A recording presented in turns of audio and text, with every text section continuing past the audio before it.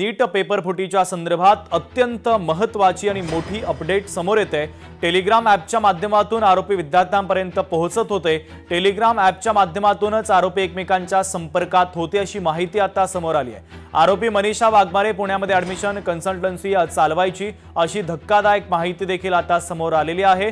तर या संपूर्ण प्रकरणाचा तपास आता सीबीआयच्या माध्यमातून केला जातोय आणि आता अनेक धक्कादायक खुलासे या प्रकरणाच्या संदर्भातले समोर येत आहेत। नीट पेपर फुटीच्या संदर्भातली अत्यंत महत्त्वाची अपडेट आपण पाहतोय।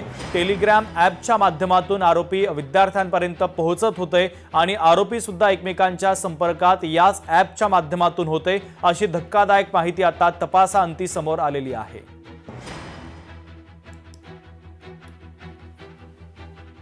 पुढची महत्त्वाची बातमी, हॉटेलमधील महिला कर्मचाऱ्याचे अंघोळ करतानाचे फोटो व्हायरल करण्याची मालकाने धमकी दिली।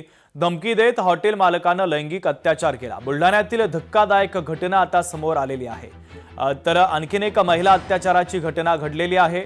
हॉटेलमधील महिला कर्मचाऱ्याचे अंघोळ करतानाचे फोटो व्हायरल करण्याची धमकी देत मालकाने लैंगिक अत्याचार केलेला आहे।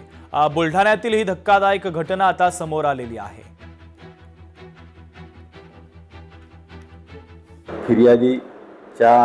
फिर्यादीवरून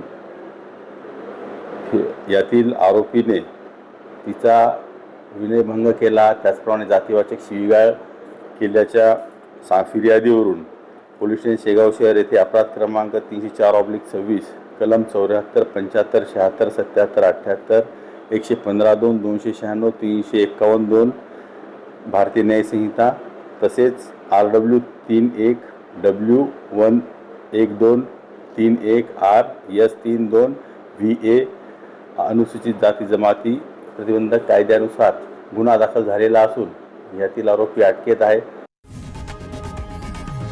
लोकशाही मराठी ऐका, पहा, जागरूक रहा।